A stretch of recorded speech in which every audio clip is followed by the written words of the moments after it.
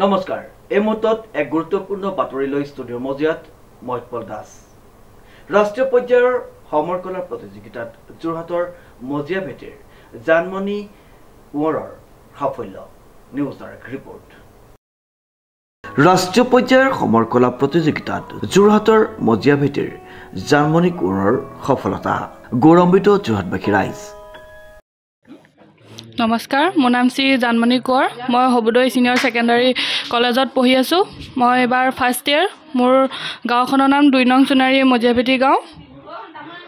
মই 2019 চনৰ পৰা এই সমকলাৰ লগত জড়িত হৈ আছো আৰু প্ৰথম মই যেতিয়া এই সমকলাৰ লগত জড়িত হৈছিলো তেতিয়া প্ৰথম মই ময়নিত খেলিছিলো তাত মই সিলভাৰ মেডেল পাবলৈ সক্ষম হৈছিলো তাৰপিছত মই দেৰগাঁৱত খেলিছিলো তাৰপিছত গোল্ড মেডেল তাত টিকাবলৈ সক্ষম হৈছিলো তাৰপিছত আমাৰ চেঙেলেটিত তাত পাতিছিলে তাত গোল্ড মেডেল পাবলৈ সক্ষম হৈছিলো তাৰ পাছত খেলিছিলো তিতাবৰত তাত ব্ৰঞ্জৰ মেডেল পাইছিলো তাৰ পিছত আকৌ ষ্টেট লেভেলত খেলিলো তাত গোল্ড মেডেল পাইছিলো কিন্তু শোণিতপুৰতো খেলিছিলো তাত ব্ৰঞ্জৰ মেডেল পালো তাৰ পিছত দিল্লীত আকৌ গেম হৈছিলে প্ৰথমবাৰ মই তাত ব্ৰঞ্জৰ পাইছিলো তাৰ নেক্সট দুদিনমানৰ আগত হৈ গৈছিলে চিকেবি কমাৰ্চ কলেজত তাত গোল্ড মেডেল পাইছিলো আৰু শিৱসাগৰ বকতা তাত গোল্ড মেডেল পাইছিলো আৰু এবাৰ নেশ্যনেল পৰ্যায়ত মই গোল্ড মেডেল পাবলৈ সক্ষম হৈছো এই গেমখন দিল্লী নিউ ষ্টেডিয়াম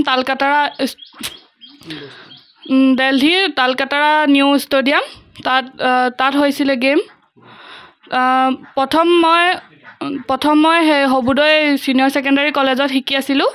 তাৰ পিছত চেঙিলেটিলৈ আহিলো চেঙিলেটিৰ পৰা এতিয়া মই সেই ক্লাবটোৰ পৰা ওলাই আহি দহতীয়া মৃগাংক ছাৰ আৰু কৌস্তৱ কৌশিক ছাৰৰ আণ্ডাৰত এতিয়া মই শিকি আছো মই এতিয়া যোনটো দহতীয়া ক্লাবৰ মানে শিকি আছো তালৈ মই যাবলৈ মানে প্ৰায়ভাগ দূৰে হয় ঘৰত মানে থোৱা মানুহ নাথাকে তালৈ যোৱাটো অসুবিধা হয় সেইকাৰণে মই ঘৰতে অনুশীলন কৰি পিনি খেলি আছো পৰৱৰ্তী পৰ্যায়ত কেনেকুৱা ধৰণৰ গেমছ হ'ব এতিয়ালৈকে মানে গম পোৱা নাই আৰু কি গেম হ'ব কিন্তু যি গেম হ'ব ভাল প্ৰদৰ্শন দিবলৈ চেষ্টা কৰিম উল্লেখযোগ্য যে বোকাত পদুম ফুল ফুলে আপ্ত বাক্যশাৰীক পুনৰ এবাৰ প্ৰমাণ কৰি দেখুৱাইছে যোৰহাটৰ অতি ভিতৰুৱা অঞ্চলৰ এগৰাকী ছাত্ৰীয়ে উল্লেখযোগ্য যে যোৰহাট জিলাৰ উপকণ্ঠৰ উত্তৰ পশ্চিম যোৰহাটৰ 2 নং সোণাৰীৰ মজিয়াভেটি গাঁৱৰ নিবাসী দেৱানন্দ কোঁৱৰ আৰু পূৰ্ণিমা কোঁৱৰৰ কন্যা তথা সৰ্বোদয় জ্যেষ্ঠ মাধ্যমিক বিদ্যালয়ৰ উচ্চতৰ মাধ্যমিকৰ প্ৰথম বৰ্ষৰ ছাত্ৰী জানমণি কোঁৱৰে শেহতীয়াকৈ দিল্লীৰ তালকাটৰা ইনডোৰ ষ্টেডিয়ামত ৰাষ্ট্ৰীয় পৰ্যায়ৰ অলপতে অনুষ্ঠিত হোৱা 19 সংখ্যক কাৰাটে অল ইণ্ডিয়া ইণ্ডিপেণ্ডেণ্ট কাপত সোণৰ পদক অৰ্জন কৰি সমগ্ৰ যোৰহাটলৈ গৌৰৱ কঢ়িয়াই আনিছে আমি এতিয়া যথেষ্ট তাইৰ কাৰণে টকা পইচা পৰা ধৰি খৰচ কৰিছোঁ তাইৰ পৰাপক্ষত আগবঢ়াই যোৱাটো আমি চিন্তা কৰোঁ তাৰ ভিতৰতে আমি হ'লোঁ মহগোৱাল মানুহ ম'হ চৰাই ছোৱালীজনী নেশ্যনেল গেমলৈকে আগবঢ়াব পাৰিছোঁ ঈশ্বৰৰ কৃপাত পৰাপক্ষত আৰু ওপৰৰ লেভেললৈ যোৱাটোকে কামনা কৰিছোঁ ভগৱানৰ ওচৰত আৰু অনাগত দিনত ক'ত খেলিব গম পাইছে এতিয়ালৈকে বৰ্তমান গম পোৱা নাই এখন গেম তিতাবত হ'ব বুলি কোৱা শুনিছোঁ সেইখনত কিবা চিলেকশ্যনৰ কাৰণে তাইক খেলিব লাগিব বুলি কৈছে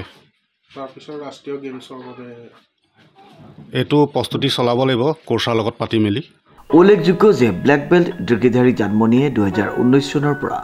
আছিয়াৰা কাৰাটে মাধ্যমেৰে অনুশীলন কৰি অসমৰ বাহিৰৰ লগতে ৰাজ্যৰ বিভিন্ন প্ৰান্তৰ সমৰ কলাৰ প্ৰতিযোগিতাত অংশগ্ৰহণেৰে সোণ ৰূপ ব্ৰঞ্জ পদক লাভ কৰি সমগ্ৰ অঞ্চলৰ লগতে যোৰহাটলৈ গৌৰৱ কঢ়িয়াই আনিছে ভালে আনন্দ হৈছে জানমণি কোঁৱৰকটো